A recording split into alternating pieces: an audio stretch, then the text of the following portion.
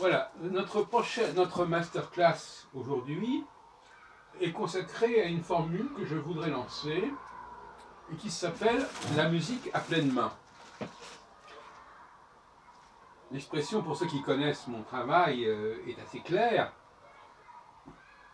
Il faut la prendre au figuré comme au sens premier. À pleine main, ça veut dire la prendre comme ça. Mais ça veut dire aussi jouer du piano, parce que finalement c'est surtout pour le piano que je pense à cela, à pleine main, c'est-à-dire avec les mains et pas avec les doigts. Les doigts n'ont aucun rôle individuellement dans ma musique. Ils sont partie de la main. Ils sont un élément de la main. Donc c'est la main avec ses doigts qui est importante et non pas le doigt tout seul. Alors qu'en travail musical, le travail pianistique habituel, souvent c'est le doigt qui est presque autonome par rapport à la main, si on peut dire.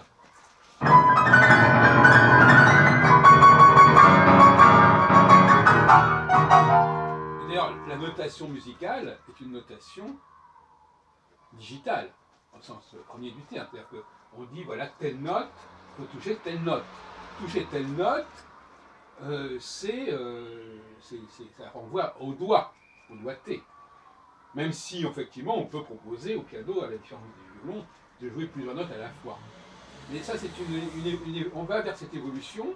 Et ce qui m'intéresse, moi, c'est de comprendre que l'évolution du jeu pianistique au XXe siècle aboutit à cette théorie, à ce modèle de la musique à pleine main, hein, qui permet une agilité, une rapidité, une puissance que n'a pas la musique digitale, doigt par doigt, et note par note. Bon, le problème, c'est le problème de la notation. Mais moi, de toute façon, je ne fais pas de notation, puisque moi, j'enregistre. Et je considère que les personnes qui veulent jouer ma musique feraient mieux de s'inspirer de ma musique et jouer elles-mêmes à l'oreille ma musique plutôt que de devoir la reproduire littéralement. Donc le problème ne se pose pas. Ils n'ont qu'à faire comme moi, ils n'ont qu'à trouver des choses à dire à travers la musique que j'ai élaborée, à travers cette façon de prendre la musique à pleine main. Et puis voilà. Maintenant, moi, je n'encourage pas effectivement les interprètes à jouer docilement et servilement mes partitions. Alors,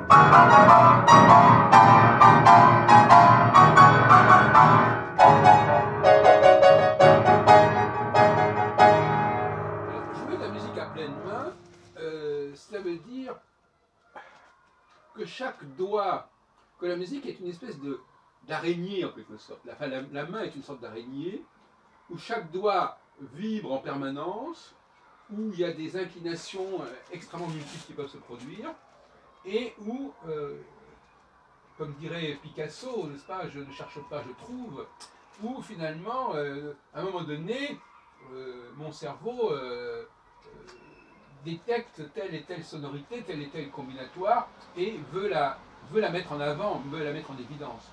Pour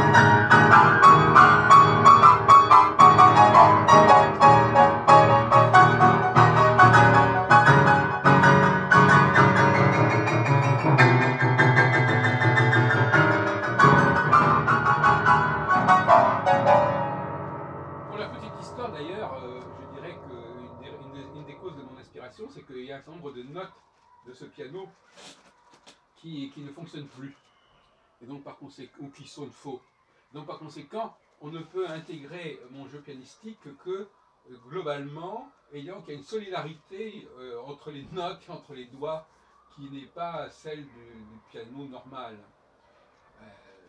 Alors on va laisser, donc effectivement l'origine du piano renvoie probablement au pianoforte, au clavecin, etc.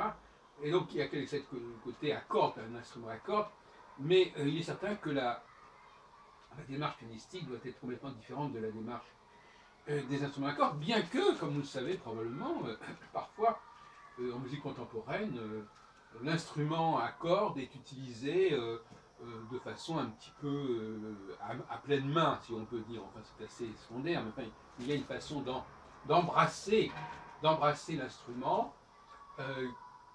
Dans le mot embrasser, il y a bras, donc il y a le mot bras, il y a le mot main. Embrasser l'instrument et non plus avoir cette approche un petit peu décousue et avec chaque doigt jouant un rôle spécifique.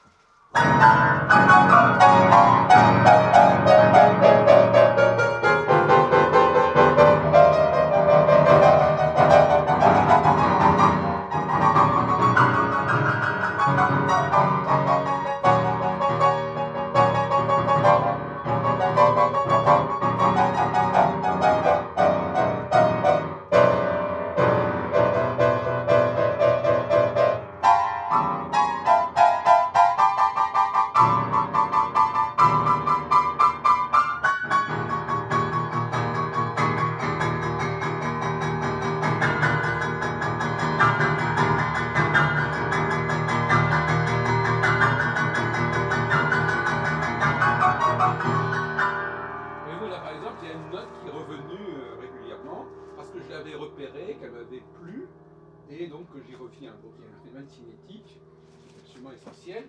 Il faut revenir, il faut avoir la mémoire du mouvement.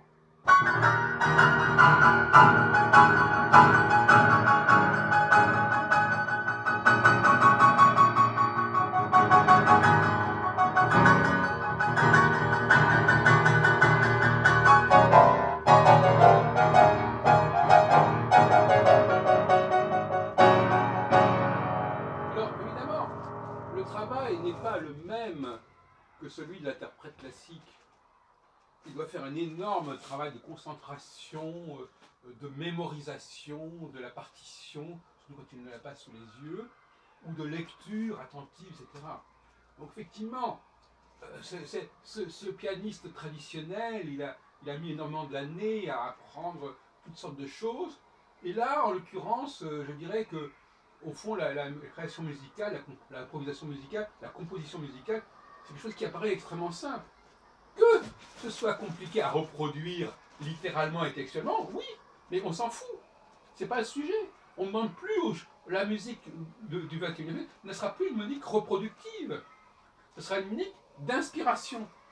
C'est-à-dire que, un peu comme le jazz, par certains côtés, avant qu'il ne dégénère en standard un peu sclérosé et figé. Mais je veux dire que il ne s'agit pas de reproduire littéralement quelque chose, il s'agit de créer un genre, il s'agit de s'inscrire dans une façon de jouer, dans un nouveau cadre, un cadre qui est ouvert à tout le monde, qui donc peut ouvrir la musique à des gens qui n'ont pas fait de formation musicale, qui ne savent pas lire la musique d'ailleurs, c'est pas nécessaire. Pour moi, savoir lire la musique, c'est déjà plutôt l'expression d'un handicap, d'un manque. Ce qui me gêne beaucoup, voyez-vous, quand je regarde, je suis actuellement en train de suivre les sessions du concours Animato Sal Corto, l'école normale de musique. Ce qui me gêne beaucoup, c'est de voir des gens jouer la Passionata de Beethoven, ou la Toccata de Prokofiev, ou je ne sais quelle autre œuvre extrêmement puissante, et de me dire que si on leur demandait à eux de jouer quelque chose, d'improviser quelque chose, de la même puissance, ils en seraient incapables. Et ça, c'est pas normal.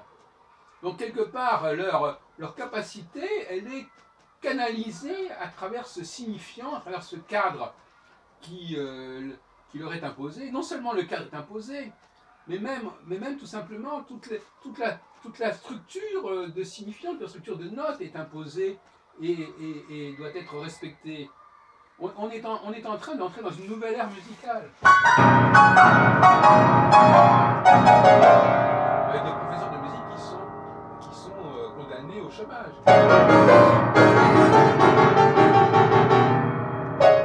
Alors, évidemment, on pourra continuer à avoir des historiens de la musique ou des tentatives comme ça de retour dans la musique d'autrefois. C'est tout à fait possible. Mais ça ne sera plus la base même des concerts. Ce seront des concerts historiques, si on peut dire. Mais maintenant, il faut faire de la musique vivante, de la musique à pleine main.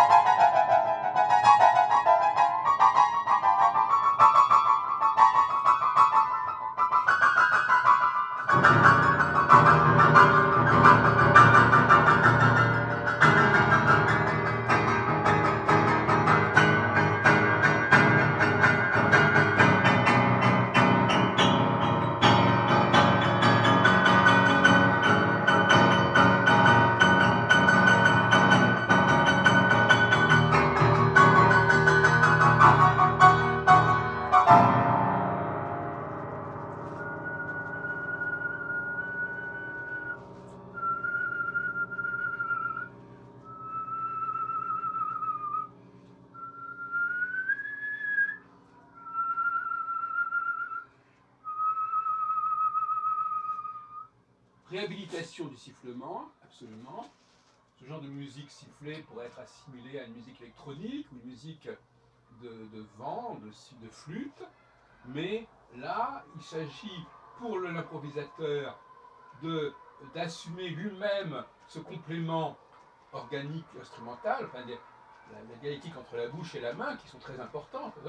D'ailleurs, on pourrait jouer là-dessus, ce rapport entre main et bouche.